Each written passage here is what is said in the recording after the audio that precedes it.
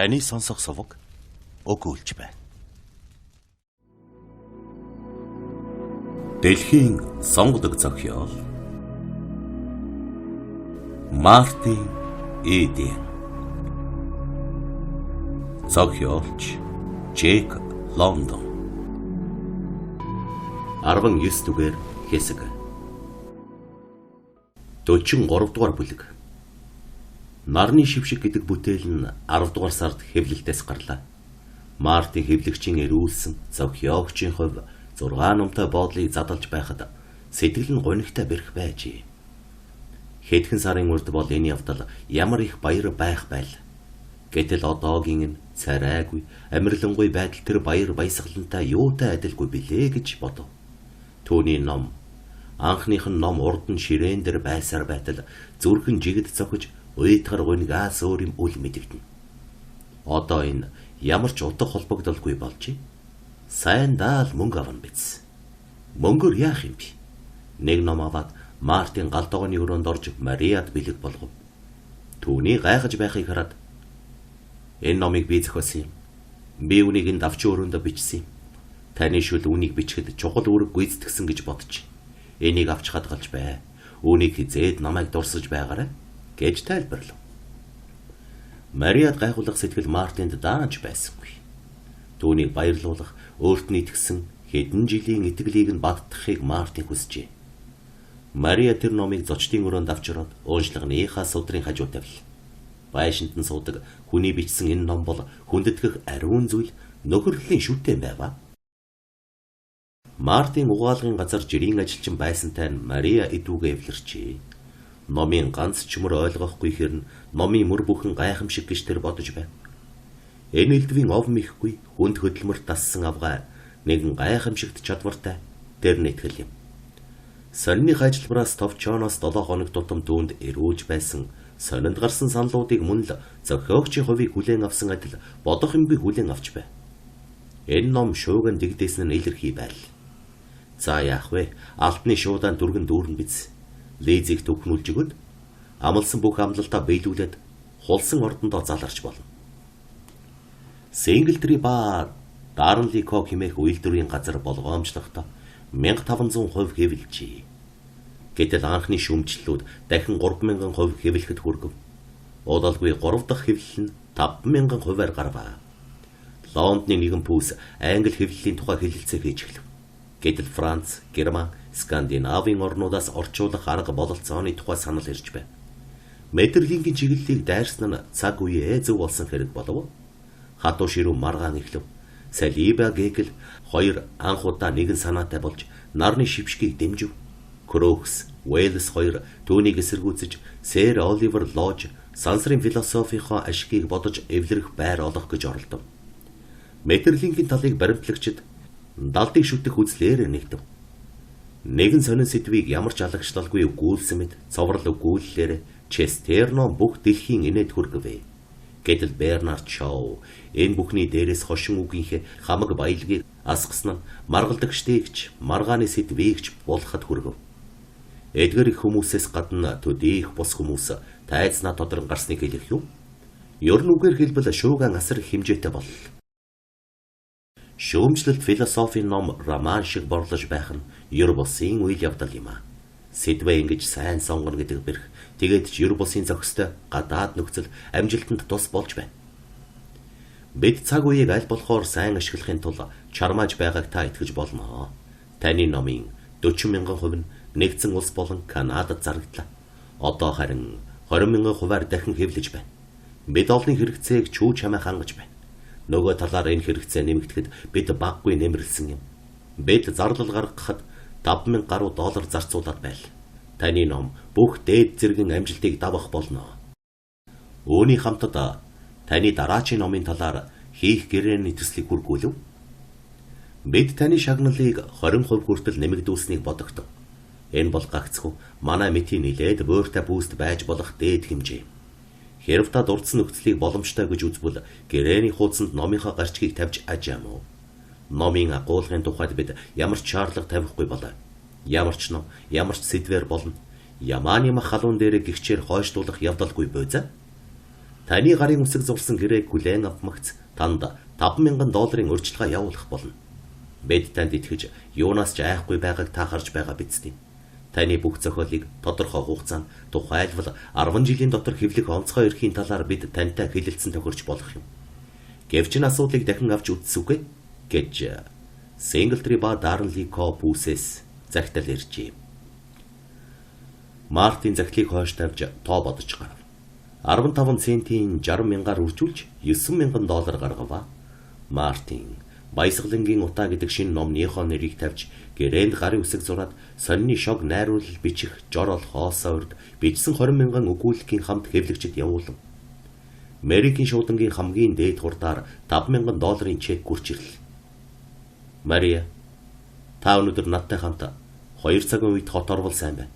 Үгүй бол яг 2 цагт 14-р гудамж Бродвей 2-ын уулзвар дээр уулзвал дээр юм гэж Мартин чек хүлээж аваад хэлжээ. Мария болцсон цагтаа хурч ирвэ. Тэр авгаа маш сониучрахж ирсэн бөгөөд түүний таавар шин шааханаас цааш гарсангүй. Ийм учраас Мартин түүнийг дагуулan явж гутлын дэлгүүр өнгөрч нэгэн албан конторт хүргэж ирэхэд урам нь хугарах мэт боллоо. Дараа нь болсон үйл түүний оюунд гайхалтай сайхан зүуд болон үүрдүүлдэжээ. Ганган хувцалсан эрхмүүд Мариагийн зүгийг нээцэглэн харж Мартинтай болон өөр хоорондоо ярилцсан. Бичгийн машинаар юм бичиж байгаа байна. Харбаас чухал бололтой нэгэн бичигт гарын үсэг зурлаа. Мөн тэнд Мариагийн байшингийн эзэн байсан нь бас гарынхаа үсгийг зурчээ. Тэд гудамжинд гарч ирэхэд байшингийн эзэн: "За Мария минь, одоо $7.5 надад төлөхийг чи боллоо шүү" гэв. Мария гайхсандаа минэрчээ. "Цаашдын сард ч гэсэн тэр" гэж байшингийн эзэн үргэлжлэн хэлв. Тэгээд өглөг өгсөн юм шиг түүнийг Мария юрөөж харваа. Гагцхүү гэртээ ирж хөршүүдтэй, ялангуяа Монголын эзэн Португал эртээ ярилцсны эцэст олон жил хөлсөн суусан бяцхан байшин нь түүний өмч болсныг ойлгожээ. Мартин Таранбайгаас бууж гэрийн зүг алхахад Португал эр дуудаж: "Та яагаад надаас юм худалдаж авахгүй байна вэ?" гэл. Өөрөө хоол хийж идэхийг байснаа Мартин тайлбарлахад лонхтарс хувааж уй гэж урдаас нь хэлжээ. Тэгээд мухлагтаа байсан хамгийн сайн дарсаар Мартиныг дайлав. Тэрээр Мартин Мариад ингэж хэлвэ: "Мария, би танахаас нүүх боллоо. Та өөрөө ч эндээс удахгүй нүүн биз? Байшингаа хэн нэгэн хүнд хөлслүүлж сар тутмын хөлсийг нь авч болох юм. Танд сүүний аж ахуй эрхэлдэг нэг дүү Сан Леондрод билүү? Хэвэрцч билүү би байха. Тэгэхээр юм угаалгах гэсэн улсад юмыг нь угаалгүй мэдчихэв үү? Угаалгүй буцааж өг. Тэгэд Сан Леондро руу эсвэл Хэвц руу ерөн дүүгинд очив. Тэгээд түүнтэй ярилцах хэрэг надад байна гэж хэл. Би Оклендын метропол зочид буудалд суух болно. Цаатахад ч авмаар юм гэсэн сүм ферм байж магадгүй" гэв. Ингээд Мария байшингийнч фермийнч эзэн болов. Хамаг хар ажиллаа хийлэгдэх 2 ажилчинтай болж бүх хүүхэд нь бүрэн хувцастай бас сургуульд явдаг болоод байхад банкнд хадгаламж нь улам нэмэгдэж байв. Үлгэрийн хунтаажтай энэ наснда учрах хүн ховроо. Гэтэл хүнд ажилд мансуурч бас ч тийм хунтаажийн тухай зүүдлээч үгүй Мариад угаалгын газрын ажилчин байсан залуу үлгэрийн хунтааж болон хувирчээ. Тэр завсар Мартин эдийн гихч хэмбэ гэдгийг сонирхох хүн олшров. Мартин хэвлэгчдэд намтрын мэдээс сэлдэгхөөс татгалцсан боловч сониноос салж яс амарна гэдэг амархан биш юмний нэг. Мартин Оклендд төрсэн хүн болохоор түүнийг балчир байхаас нь мэдэх хүн олныг сурвалжлагч ирж олсон байна. Энгэлэр Мартин гэж хэн байсан? Чухам ямар юм хийж явсан, ямар юм хийж яваагүй болохыг дэлгэрэнгүй бичсэн сонин олон гарваа. Энэ бүхнээ гар зураг, гэрэл зургаар чимгэлсэн байна. Нэгэн цагт Мартин зургаа авахулсан зурагч овжин ир байж. Одоо түүний зургийг 8 айлан ашиг олж байлаа. Сэтгүүлүүд хөрөнгөтний нийгмийг зэвүүцэн үзэх нь хүчтэй байсан учраас энэ бүх шууганы эсрэг Мартин эхлээ тэмцэж байв. Гэвч зовлонгүйг бодож сүйдээ тэмцгээ зогсжээ. Холоос тусгайлан ирсэн сурвалжлагч нартай ярилцахгүй байх түнд эвгүй санагдана. Түүнээс гадна юм бичих, ном уншихыг болсноос хойш өдөр өнгөрөхийг байсан учраас ямар нэгэн юмар цаг нөхцөөж суух хэрэгтэй болов. Ийм учраас сэтгүүлчидтэй уулзаж утга зохиол, философийн үзлээ тайлбарлаж, тэрч байтугай баян хөрөнгөтний гэрт өрхөд очдог байв. Тэр гэнэт амгалан тайван болжээ. Түүнийг юу ч үлэх хөндлөн. Хэн бүхнийг хийсэн бүхэнтэй нуучлав. Нэгэн цаг түүнийг аюултай социалист болгон бичсэн залуу сурвалжлагчийг уучлж сонины бүхэл нүүр дүрэн суралжлага, гэрэл зургийн хавсралтыг хамт өгчээ. Мартин үй Лизитэй уулзахад тэр бүсгүй Мартиныг мандаж байгаад харамсдаг нь илэрхий байв. Тэр хоёрын хоорондох гүн хавцал улам гүнзгийрчээ. Энэ хавцлын дээгүүр харилцах гүүр тавихын тулд Лизи оройн сургууль болон төргөн бичлэгийн төр сургуульд орж их хөлс төлж сайн ойдолч нор сайхан балаад хийлгэж өмссөн байж болох юм. Хөөхний энэ бүх урагштай байдал Мартинд зөв юм хийв үү, буруу юм хийв үү гэдгийг эргэж бодоход хүргэв. Лизи энэ бүхнийг хийхдээ гагцхүү өөрийнх нь төлөө хийснийг Мартин мэдж байлаа. Мартины нүдэнд аятай харагдаж түүний гой дүнэлдэг чанарыг олж авах гэж Лизи хүсжээ. Гэтэл тэгэхэд Мартин ямар нэгэн итгэл найдвартай юм хэлэхгүй, уулзахынцсан, уулзвал ах дүүтэйгээ харилцах адил байдаг байв. Мартины алдар нэр дээддээ хүрээд байхад Meredith Lowell хэвлэлийн газар хожимдлыг нь хэвлэж гаргаваа. Тэр нь уран зохиол байсан учраас нарны шившгээс илүү гүйлгээтэй байл. Мартины хоёр номын зээл дээр дандаа нэгдүгээр суурь эзэж байснаар урд хожид үзэгдээгүй зүйл байв. Сонирхолтой ном уншигчдч, буйртай уншигчдч, нарны шившгийг бишрэгчдч Мартины туужийг амархан уншиж түүний хүч зохиогчийн ер бусын урыг гайхан багтаж байв. Мартин Иден далдыг шүтэх үзлийг онлын талаас нь дөнгөж сая амжилттай дайрч одоо тэр ёстой утга зохиол ямар байдгийг амьдралд батал. Ийхүү золтой зохиолоор түүнд шүүмжлэхийнч, урлан зохиохынч суу аль нь хосолжээ. Мөнгө журсан ирж, нэр алдарч хэмжээгүй мандаж байсан боловч өөнд тэрбээр баярлахын оронд зугаа болгож байв. Нэгэн өчүүхэн зүйл түүний гайхлыг дөрүүлвэ. Тэр зүйл бүх дэлхийгч нилээд гайхуулах буйзаа. Чухамдаа бүх дэлхийн уг зүйлд гайхахын оронд тэр Мартины гайх шиг төрүүлсэнд гайхах байсан бизээ. Шөөгч Блаунд Мартиныг үдийн хоолндоо урьжээ. Энэ мэдээжийн өчүүхэн зүйл яваанда Мартинд асар их ач холбогдолтой болон хувирах ёстой байв. Мартин шүүгч Блаундыг доромжилж аашлахгүй аашаар аашилсан байтал харин тэр нь гудамжинд дайралтад очиж үдийн хоол иднүү гэж урьжээ. Морзинд шүүгчтэй олон уулзсан боловч үдийн хоолнд урьсан нь огт үгүй болохыг Мартин дурсан бодов. Тэр үед намайг яагаад урьхгүй байв гэж Мартин өөрөөсөө асуув. Надад өөрчлөгдсөн юм огт үгүй билээ. Өнөөхөл Мартин Идийн хിവэр байна. Юу болох нь вэ? Зохиолууд минь хэвлэгдснээс болов уу? Гэтэл тэр үед л битсэн шүү дээ. Шүүгч Блаунд бусадтай санал нийлж өөрийнх нь үзлийг Спенсерийг сонирхдгийг нь шоолонд оромжилж байх тэр үед л думаг гих хамаг юмаа битсэн шүү дээ. Инглээр түүний гавьяаг бодож шүүгч Блаунд урьсан биш. Тэр гавьяаны тусгал болох зүйлийг бодож урьсан байх нэ? Өгөнд оромтгойгоо гайхаж байж эмсгэлсээр Мартин уг урилгыг хүлээн авав. 6-7 эрхэмсэг хүн эхнэр охидын хамт цуглаж хоол идэх зуур тэдний анхаарлын бай болж байгаагаа Мартин мэдэв. Зөвхөн баян төдийгүй ямар нэгэн талаар нэрд гарсан хүнийг гишүүн болгон авдаг Стекс хэмээх клубийнхээ гишүүн болгон авах гэсний зөвшөөрлийг Мартинаас шүүгч Блаунд гуйж түүний гуйлтыг шүүгч Хэпвелл дэмжиж байваа. Мартин улам гайхсан боловч тэр саналаас татгалзав. Мартин гар бичмэлүүдээ урдын адил тараан хуваарлсаар байв. Хэвлэгчид түүний загтлаар дарж гүйцэв. Мартин бол сайн найрлага зүйч, түүний зохиолын сайхан хэлбэр бас баялаг агуулгатай гэдгийг тэд нэгэн дугаар зөвшөөрөн хүлээж байваа.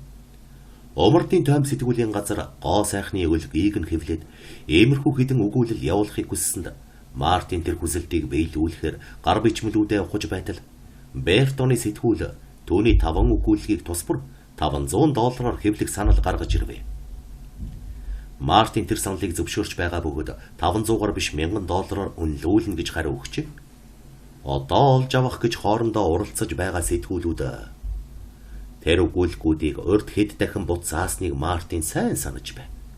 Тэдний ирүүлсэн нэг хэвийн гайхрамжгүй хариуг тэр санаж байв. Тэр сэтгүүлүүд Мартиныг их зовоосон, одоо тэдгээрийг зовоохыг Мартин хүснэ. Бертоны сэтгүүл түүний 5 өгүүлгийг хэлсэн ёсоор үнэлэн хэвлсний дараа бас 4 өгүүлгийг нь мөн үнээр Макинтошийн сар тутмын мэдээ сэтгүүл хэвлжээ. Омардын тойм бил муутай учраас бусад сэтгүүлүүдтэй өрсөлдөж чадахгүй байв. Ингэж гайхамшигыг бүтээгчид бидний бийгэгчийн хэмжүүр, мөрөөдөгчд, элбийн философи, бурхан аратан 2, урлаг биолог 2, шүүмжлэгчд 3 шилнүүд, Ододын тоос, мөнгө хүүлэхийн хүч зэрэг нь хэвлэгдэв. Эдгээр нь олныг удтал шөөгүүлжээ. Болзоо тогтоохыг хэвлэгчид Мартинаас хүссэн учраас тэрээр өөрийн дураар болзоо тогтоож байв. Гэхдээ дан ганц урд бичсэн зүйлээ хэвлүүлнэ.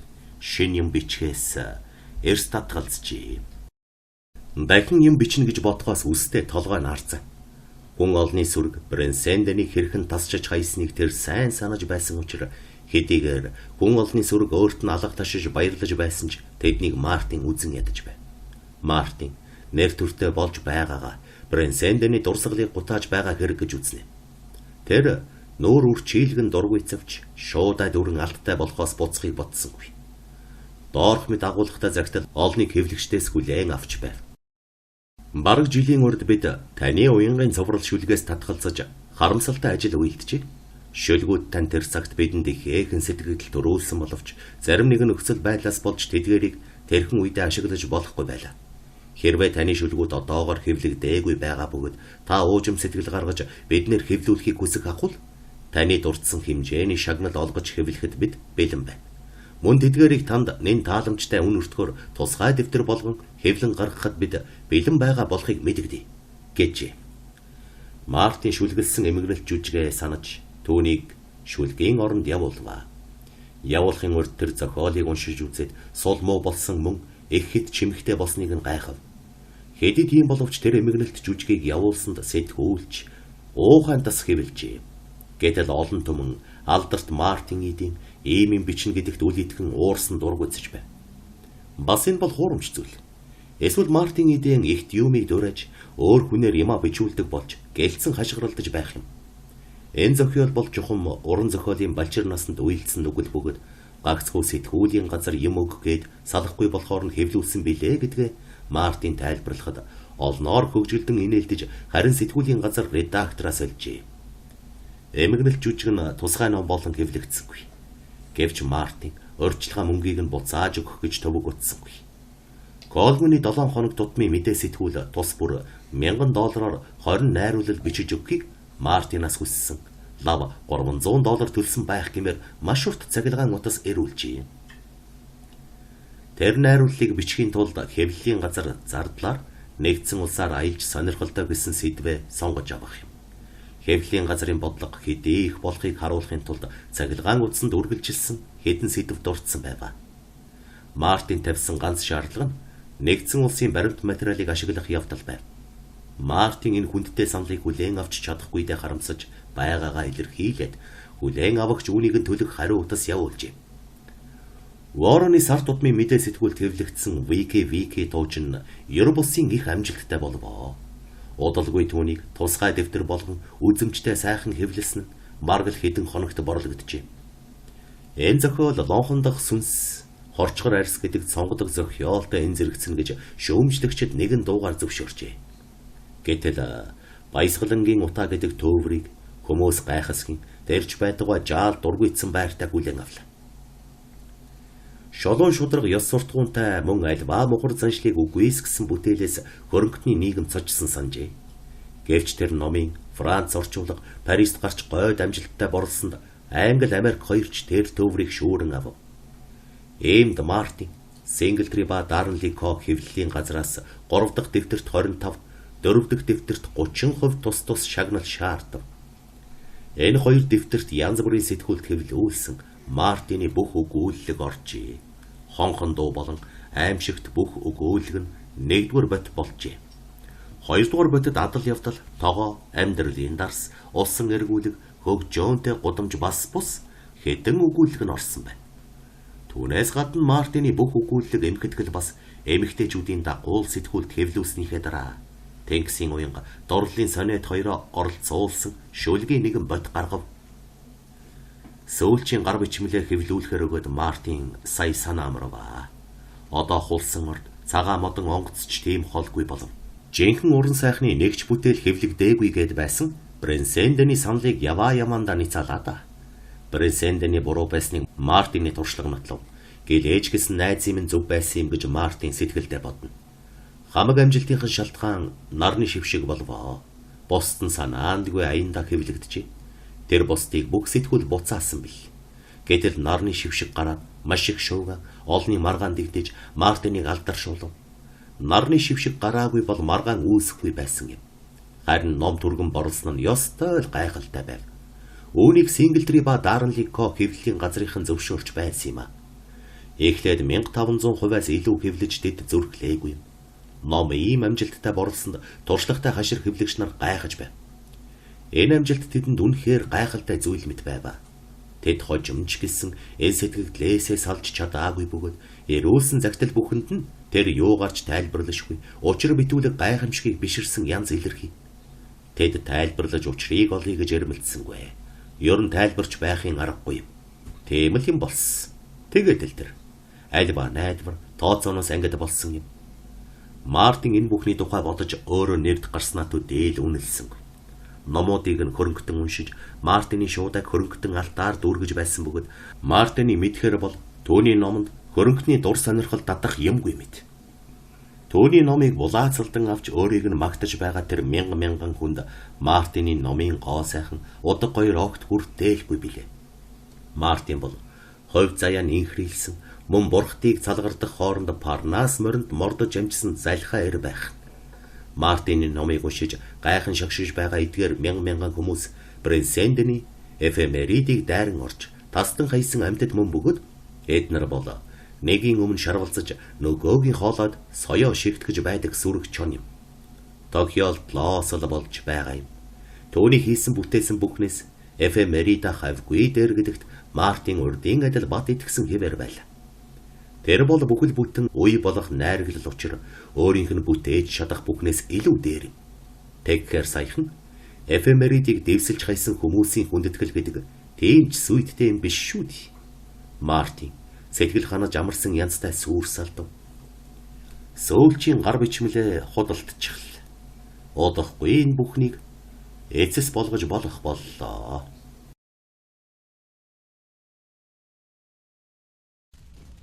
Таны сонсох сувг өгүүлж байна.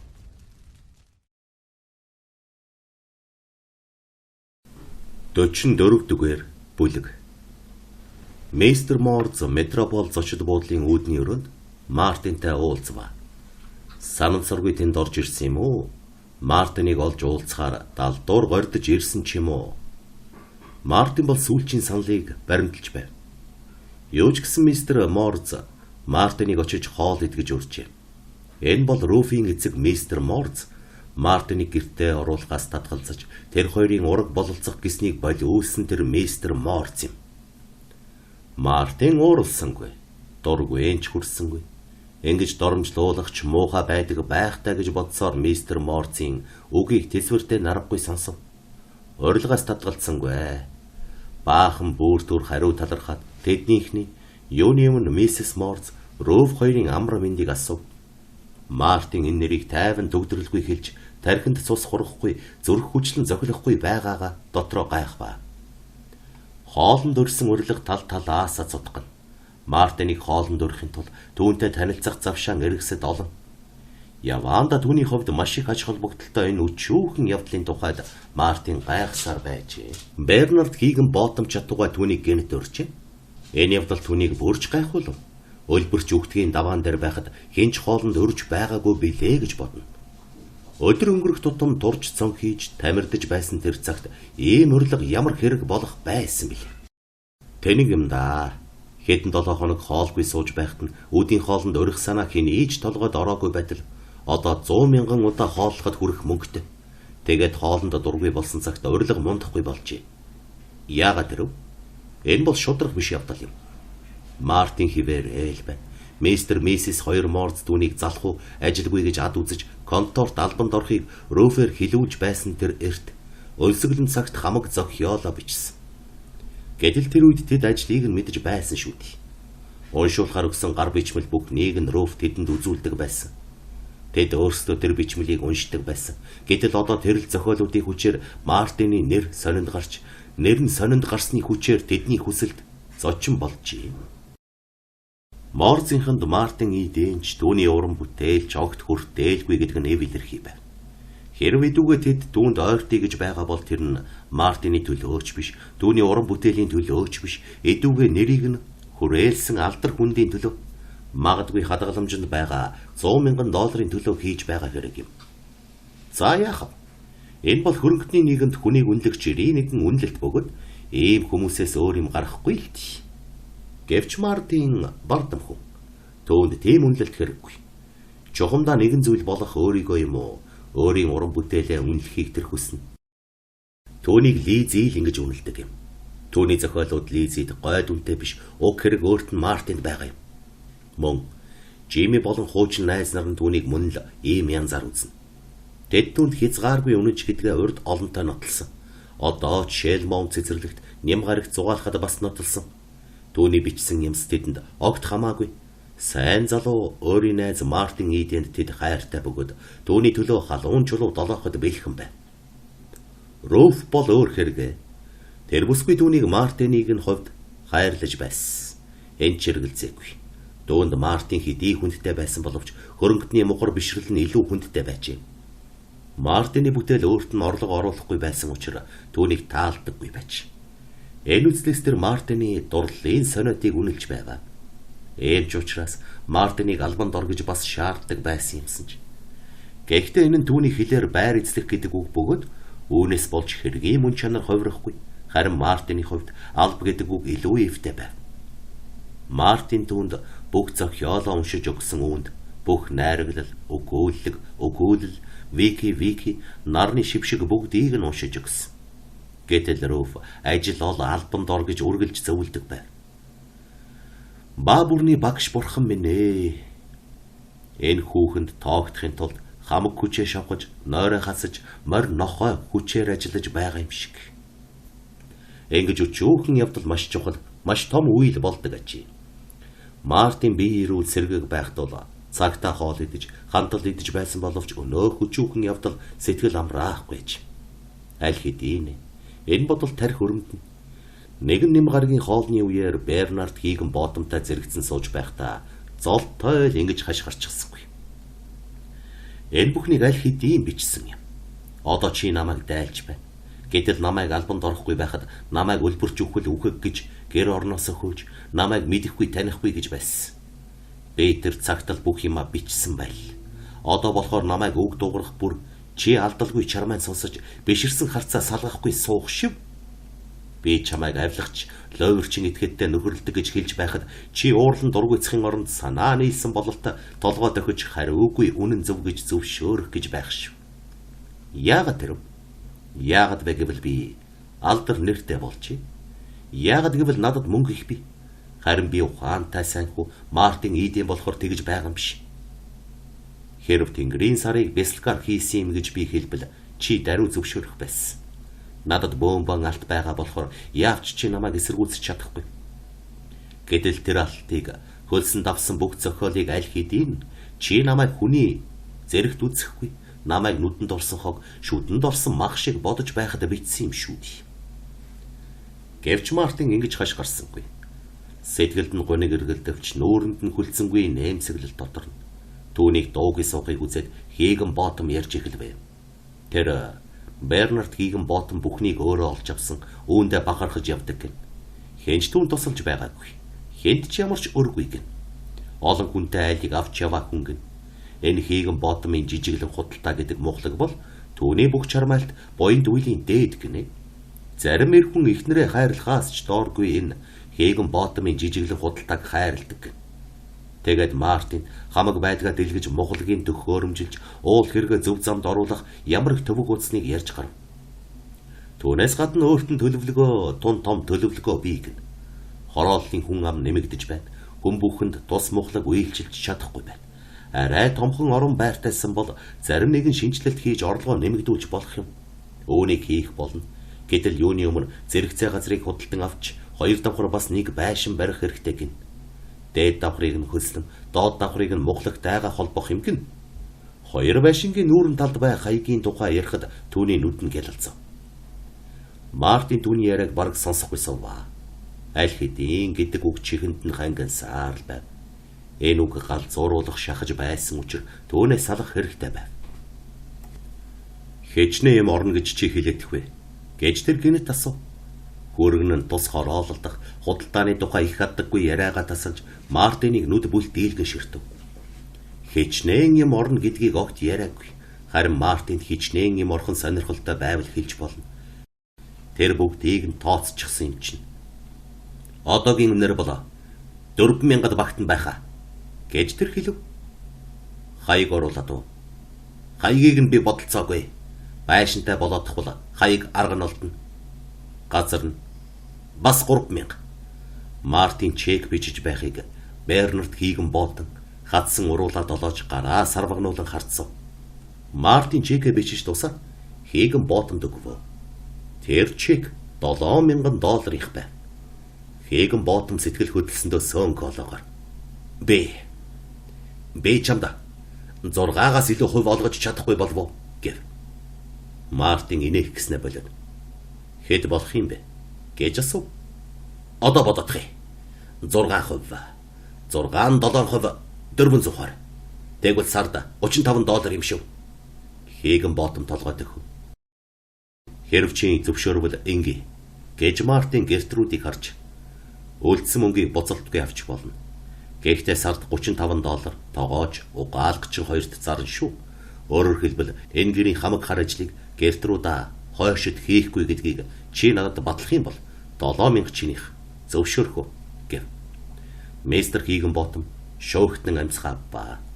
Эхнэрийг нь хар ажил хийлгэхгүй гэсэн шаардлага түүнд маш хорсолтой санагдчихэ. Энэ сайхан бэлэг гашуун үрлийг амтлах гэсэн байж. Эхнэр ажил хийхгүй. Үүнд уур нь хүрчээ. Өөрөө л мэд. Би сар тутам тэр $35 төлөх болно. Харин гэж Мартин хэлээд чек авахар гарсан хот Бернард Хийгэн Ботом чекийг гараараа дарж би зөвшөөрч байна. Зөвшөөрлөө гэв. Мартин тарамбайнд орж суухдаа ядарсан жигшснээ мэдвэ. Гангалсан хаягийг эргэж харлаа. Гахаа. Ёстой гахаа гэж тэр үгүүлв. Макинтош сэтгүүлд тэргүүн зэргийн зураачдын чимэглэлтэйгээр төлөгч гэдэг шүлгэр хэвлэгдэхэд энэ шүлгийг нэгэн цагт муухай гэж байсан Герман Шмидт гэрет мартчи. Энэ шүлгийг эхнэрт нь зориулж бичсэн юм гэж тэр хэм бүхэнд ярьж энэ үг сонин сурвалжлагчид хүрээсэ гэж мэрийж байна. Сурвалжлагч, гэрэл зурагчин, зураач хоёртой хүрээд очихдоо төвдсөнгүй. Үүний үр дүнд болж Ням гаргийн нэгэн хавсралт дээр гоёж чимгэлсэн Марианы гэрэл зураг Мартин Идений амьдралын нарийн ширийн мэдээ сэлтийн хамт сэтгүүлээс зөвшөөрөл авч нийтэлсэн гайхал төрүүлж гэрийн ажилтай бүсгүйчүүд агуу их төлөгчийн хамт гарч ирвэ. Энэ явдал хавь орчиндөө зохиолчийн дүүтэй танилтал болсондоо бахархал болж одоо хэрэн танилцаагүй явсан зарим нь тэр дутууга нөхөх гэж яарч байв. Герман Шмидт алга бүрэн баярлаж засварын газраа шин суур машин авч тавил. Энэ бол ямар зар тух газ дээр тэгээд ч мөнгө орохгүй гэж тэр хэлв. Хоол идгэж түүнийг өрвөл сайнсан гэж Мариан санал тавьжээ.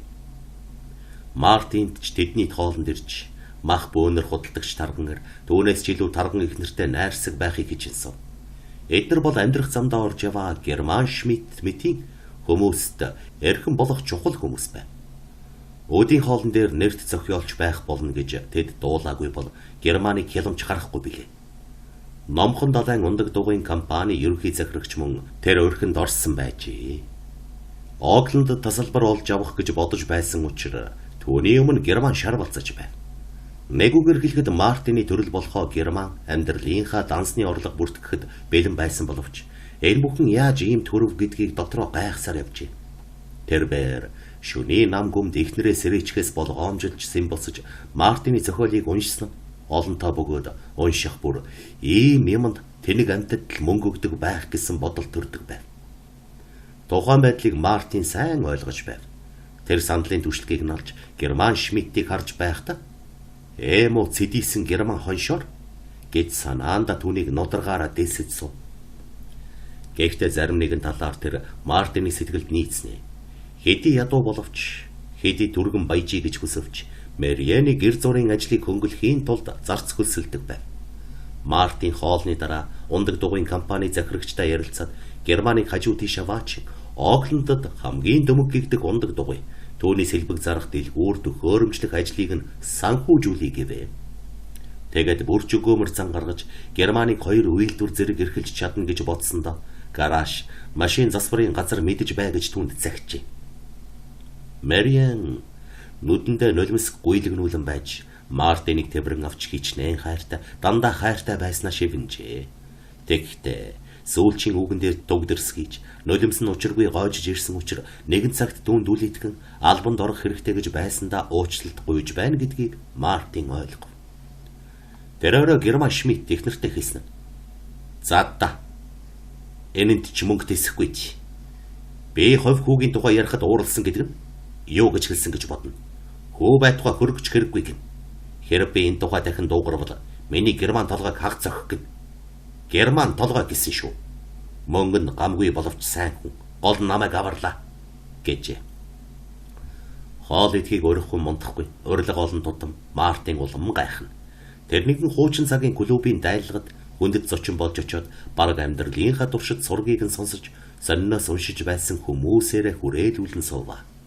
Тэд трансконтинентал сэтгүүлээс хонхон дууг богдгон зүгийгос гоо бүсгүй совт хоёрыг уншиж үзмэгц агуу их зохиолж гарч ирснийг ойлгосон гэв.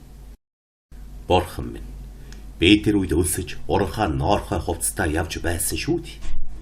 Тэр үед та нар намайг яагаад нэг ч удаа урайгүй вэ? Тэр үед яг л цагаа олсон хэрэг болох байсан юм. Тэр бүхнийг чинь би аль хэдийн бичсэн юм шүү дээ. Хэрв та нар аль хэдийн хийчихсэн юмны төлөө одоо намайг хооллож байгаа бол хоол хэрэгтэй байсан тэр цагт яагаад хооллоогүй юм?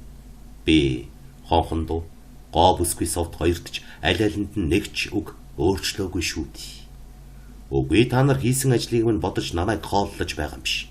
Намайг хөмбөхөн хооллож байгаа болохоор намайг хооллохыг нэр төргөж үзэж байгаа болохоор тэгж байна. Та нар адгуус, сүрэг адгуус учраас намайг хооллож байна. Та нар сохор, сүрэг адгуусны мэдрэл захирагдж байгаа болохоор тэгж байна.